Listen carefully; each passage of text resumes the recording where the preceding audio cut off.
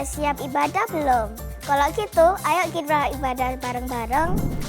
Shalom adik-adik, ketemu lagi dengan Miss Frinka. Sebelum kita mulai ibadah sekolah minggu hari ini, kita mau nyanyi lipat tangan dan kita mau berdoa ya. Lipat tangan dan tutup mata, kita berdoa pada Tuhan. Bapa kami yang baik, terima kasih Tuhan atas segala berkat perlindungan yang Kau berikan buat kami. Saat ini Tuhan, kami mengucap syukur atas hari Minggu yang indah ini Tuhan. Kiranya Engkau memberkati kami supaya kami bisa memuji Engkau, menyembah Engkau, dan mendengarkan firman-Mu dengan baik. Kami mau jadi anak-anak yang baik. Terima kasih ya Bapa, kami serahkan doa ini hanya di dalam nama Yesus Kristus. Haleluya, amin. Selamat beribadah.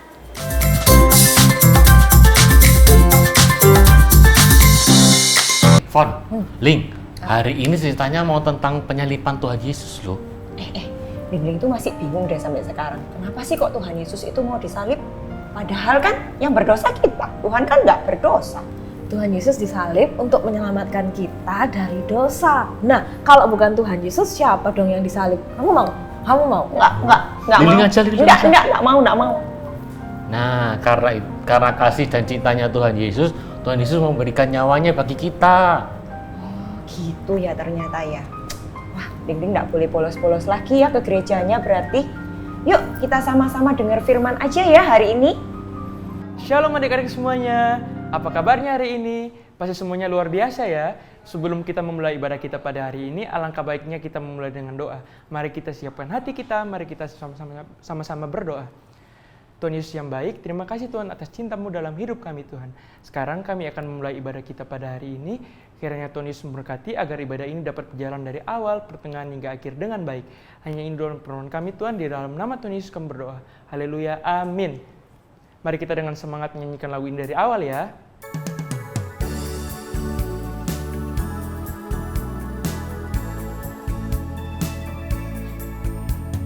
Yesus itulah satu-satunya penolongku yang sungguh.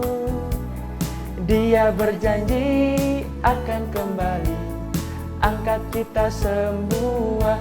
Oh, haleluya, puji Tuhan, upah-Mu besar di surga. Oh, haleluya, puji Tuhan, upah-Mu besar di surga. Yesus itulah satu-satunya penolongku yang sungguh. Dia berjanji akan kembali angkat kita semua. Oh, haleluya, puji Tuhan, upah-Mu besar di surga. Oh, haleluya, puji Tuhan, upah-Mu besar di surga.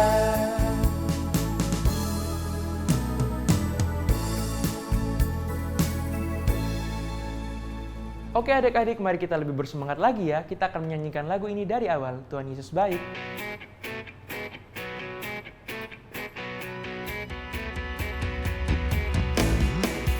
Tiada berkesudahan kasih setia-Mu Tuhan, selalu baru rahmat-Mu bagiku. Hari berganti hari, tetap kulihat kasih-Mu, tak pernah berakhir di hidupku. Tuhan Yesus baik, sungguh amat baik, untuk selama-lamanya. Tuhan Yesus baik, tiada berkesudahan kasih setia-Mu Tuhan, selalu baru rahmat-Mu bagiku. Hari berganti hari, tetap kulihat kasih-Mu, tak pernah berakhir di hidupku. Tuhan Yesus baik, sungguh amat baik, untuk selama-lamanya. Tuhan Yesus baik, Tuhan Yesus baik, sungguh amat baik, untuk selama-lamanya. Tuhan Yesus baik.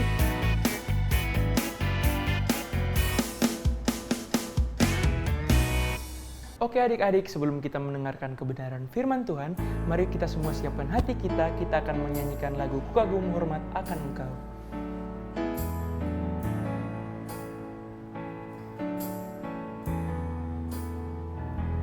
Kau sungguh indah tiada taranya, sungguh menakjubkan, sungguh ajab tuk dimengerti dari semua yang ada. Hikmat-Mu tiada terselami, kasih-Mu dalam tak terduga. Kau sungguh indah tiada taranya, mulia dan berkuasa. Ku kagum hormat akan Engkau, ku kagum hormat akan Engkau. Kau Allah yang layak dipuji, ku kagum akan Engkau. Ku kagum hormat akan Engkau, ku kagum hormat akan Engkau.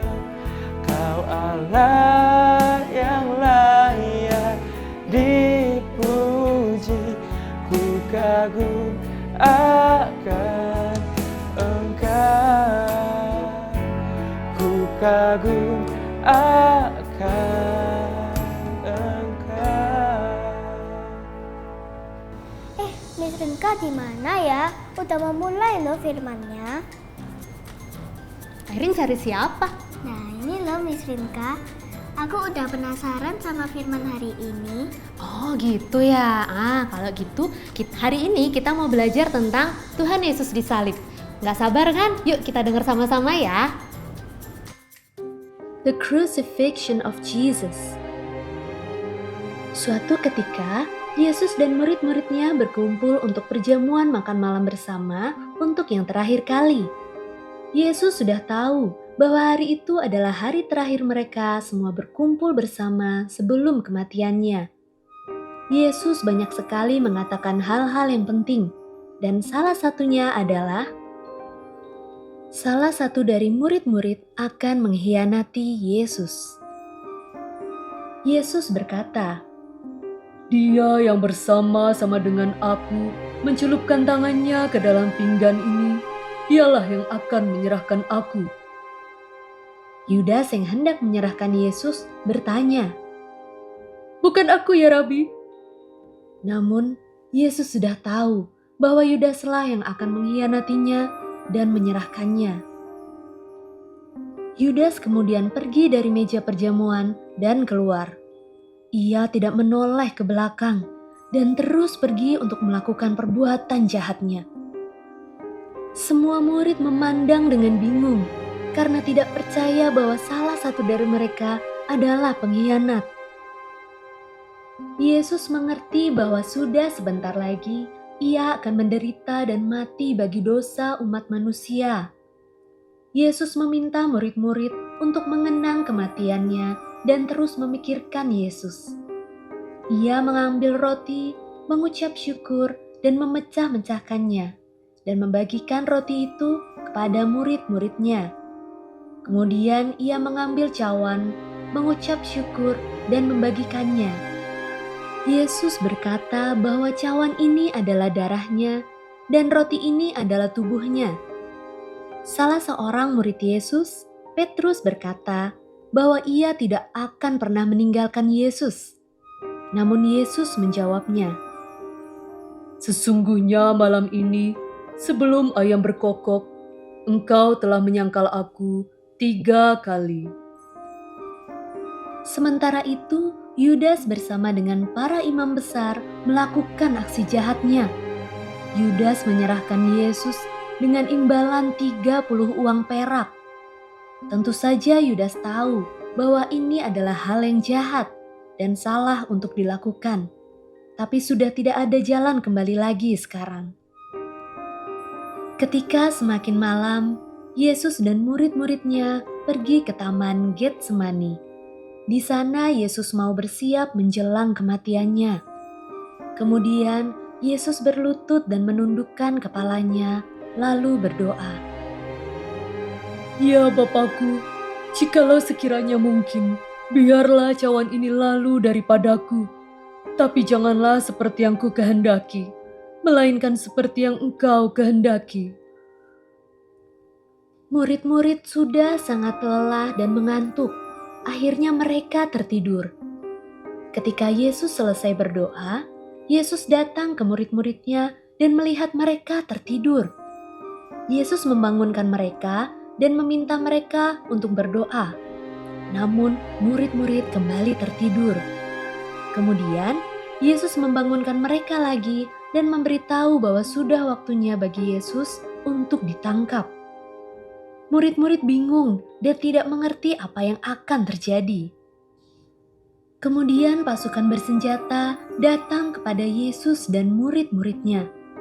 Yudas berjalan dan mencium Yesus pada pipinya sebagai tanda kepada pasukan itu kalau Yesuslah yang harus ditangkap.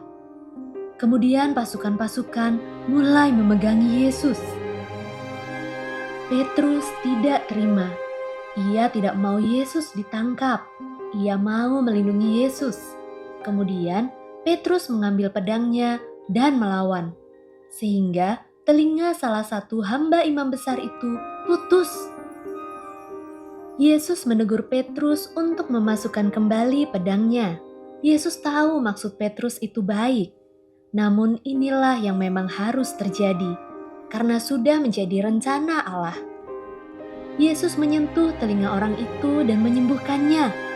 Penjaga-penjaga yang melihat pun terkejut dan terheran-heran. Kemudian Yesus berkata, "Sangkamu aku ini penyamun, maka kamu datang lengkap dengan pedang dan pentung untuk menangkap aku? Padahal tiap-tiap hari aku duduk mengajar di bait Allah, dan kamu tidak menangkap aku.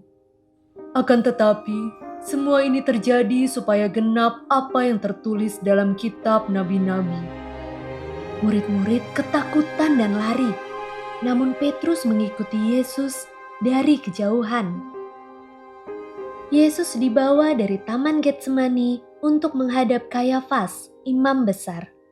Di situ telah berkumpul ahli-ahli Taurat. Semua berusaha untuk mencari alasan untuk membunuh Yesus. Tentu saja Yesus adalah orang yang jujur. Yesus berkata bahwa ia adalah anak Allah. Orang-orang banyak marah.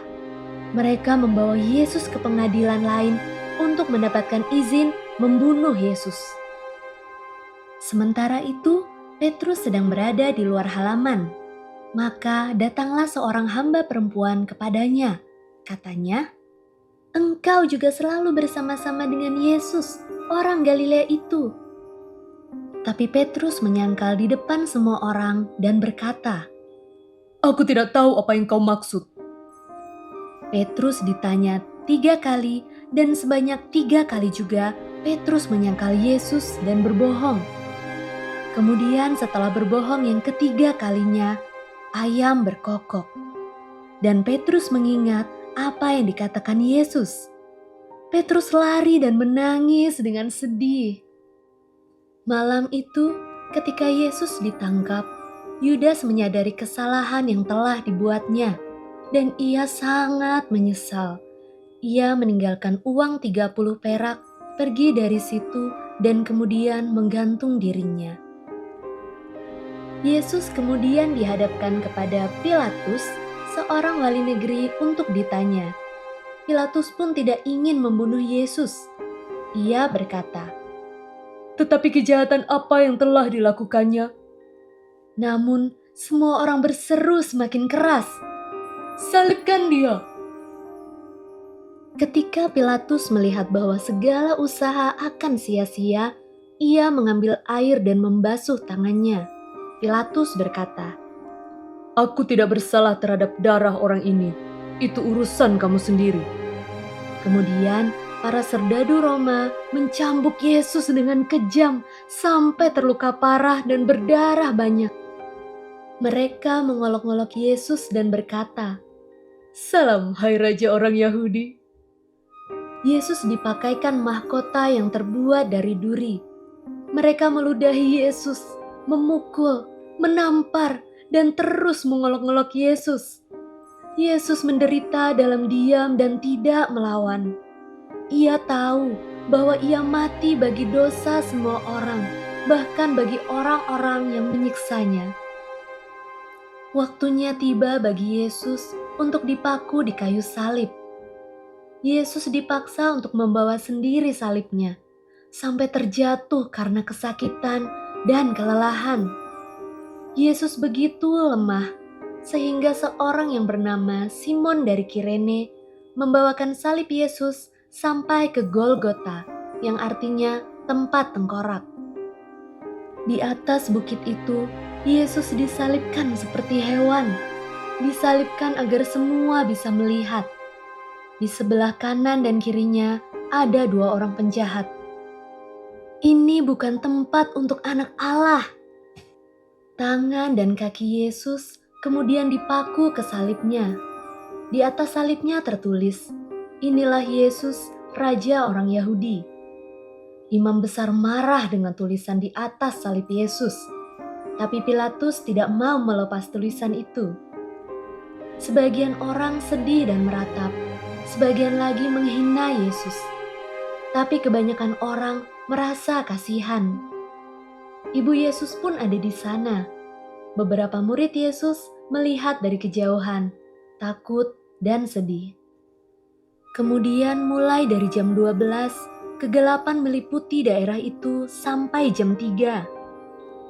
Kira-kira jam 3, berserulah Yesus dengan suara nyaring, "Eli, Eli, lama sabachthani," yang artinya, "Allahku, Allahku, mengapa engkau meninggalkan aku?"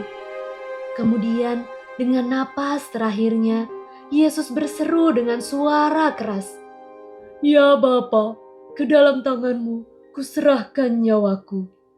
Dan Yesus pun berhenti bernapas. Ia sudah mati. Lalu tabir bait suci terbelah 2. Terjadilah gempa bumi, bukit-bukit batu terbelah, dan kuburan-kuburan terbuka, dan banyak orang kudus yang telah meninggal bangkit. Prajurit yang melihat menjadi takut dan menyadari, "Sungguh, ia ini anak Allah." Menjelang malam, datanglah seorang yang kaya, orang Arimatea bernama Yusuf. Ia pergi menghadap Pilatus dan meminta mayat Yesus. Pilatus memberikan perintah untuk menyerahkan mayat Yesus kepadanya. Yusuf mengambil mayat Yesus, mengafaninya dengan kain lenan putih bersih, lalu membaringkan Yesus di dalam kuburnya. Kemudian menutup kubur itu dengan sebuah batu yang besar. Imam-imam dan orang-orang Farisi datang kepada Pilatus karena mengingat perkataan Yesus akan bangkit pada hari ketiga. Mereka meminta agar kubur Yesus dijaga oleh prajurit. Namun tentu saja, Yesus akan bangkit pada hari ketiga untuk mengalahkan maut dan dosa. Dari firman Tuhan tadi, kita bisa belajar tentang keselamatan Tuhan.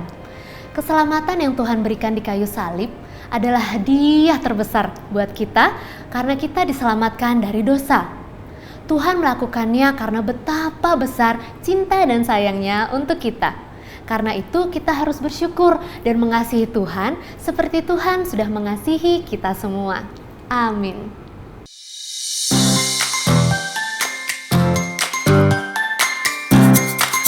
Shalom adik-adik, happy Sunday. Sekarang kita waktunya activity. Nah, Miss Karin minggu ini akan mengajak adik-adik untuk membuat pop art. Nih, kayak anak ayam yang keluar dari cangkangnya gitu. Oke, alat dan bahan yang adik-adik butuhkan adalah kertas buffalo untuk membuat ayam dan untuk membuat telurnya. Lalu di sini kertas buffalo warna lain untuk membuat latarnya. Nah, lalu ada ini manik-manik, ada hiasan-hiasan. Lalu adik-adik memerlukan ini gunting, dan Miss Karin himbau adik-adik yang masih kecil guntingnya dibantuin dibantuin orang tua ya. Lalu adik-adik memerlukan spidol atau pensil atau juga bisa bolpen warna-warni gitu. Oke, pertama adik-adik bisa bentuk ini ada telur atau cangkang dari buffalo warna putih. Lalu di sini Miss Karin juga udah siapkan bentuk bebek atau anak ayam. Di sini Miss Karin udah gambar. Nah, kalau udah seperti ini, adik-adik bisa gunting.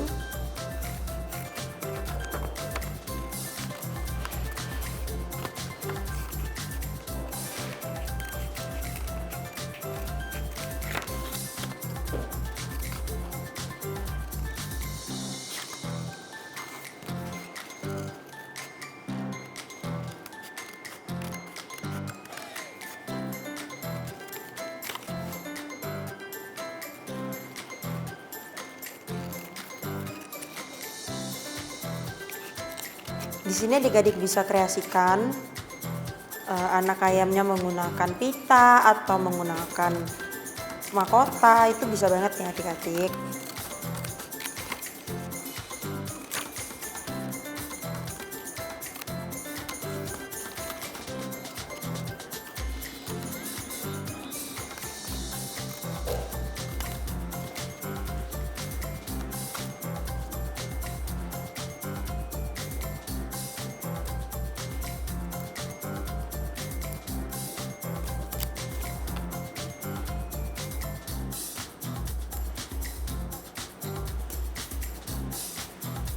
Nah, kalau sudah nih jadinya seperti ini.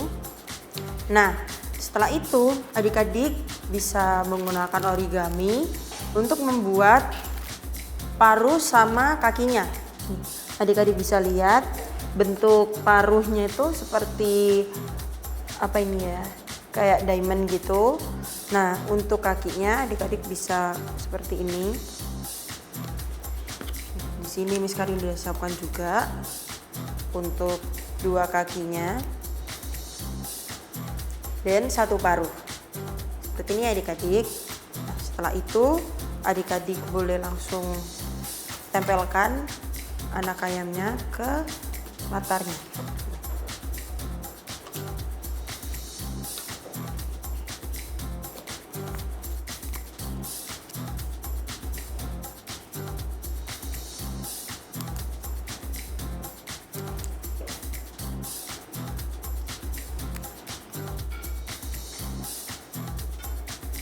Setelah itu ini hasilnya, adik-adik bisa langsung tempelkan kedua kaki anak ayamnya.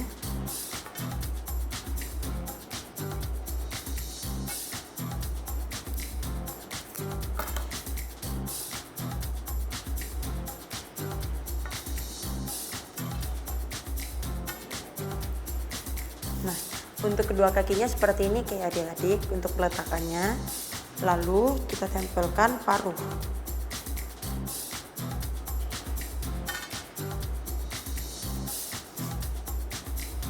Nah, untuk paruh sendiri di tengah-tengahnya itu Ananda seperti siluet dua mulutnya.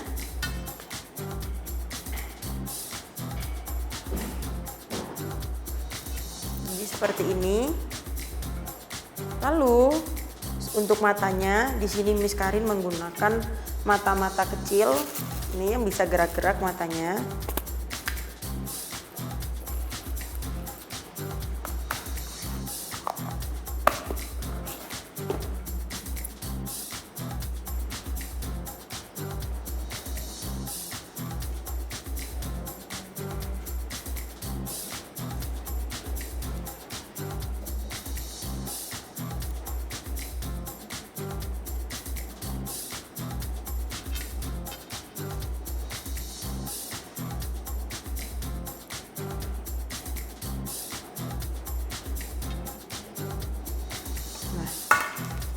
Bisa adik-adik lihat seperti ini peletakannya. Lalu untuk bagian telurnya adik-adik bisa pertama kali tuh bikin lubang di tengah-tengah telurnya. Nah untuk Miss Karin sendiri caranya tuh adik-adik bisa bagi belah dua, tapi jangan ke semuanya dilipat, cuma di tengahnya aja. Terus adik-adik bisa bikin lubang kecil aja. Nah setelah itu kalau adik-adik bikin lubang, adik-adik bisa sobek dari ke atas. Nih, terus adik-adik sobek ke bawah. Setelah itu adik-adik sobek yang kanan kirinya. Lalu adik-adik bisa sobek dari bagian serong gini ya. Tapi jangan sampai kesobek semua. Nih, Miss Karin masih ada space 2 cm sampai 3 cm di bagian kanan kirinya.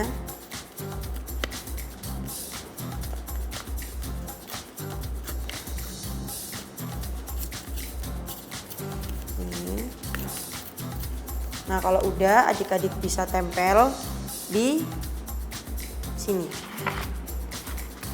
Seperti ini ya nanti.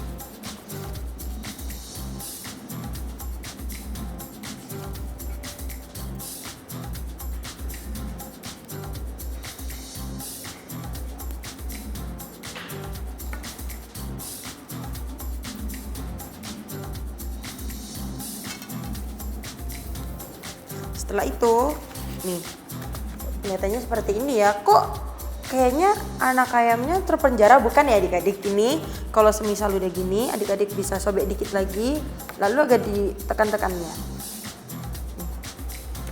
Nah, anak ayamnya sudah kelihatan kan? Seperti anak ayam yang keluar dari cangkangnya. Tuh.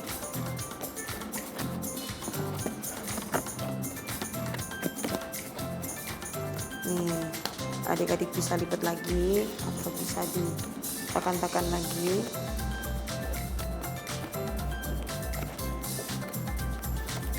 Kalau sudah, adik-adik bisa hias atas dan bawahnya seperti ini ya. Menggunakan manik-manik, menggunakan pom-pom, atau adik-adik bisa hias sendiri menggunakan spidol warna atau pensil warna. Oke, sekian. See you next week and God bless you.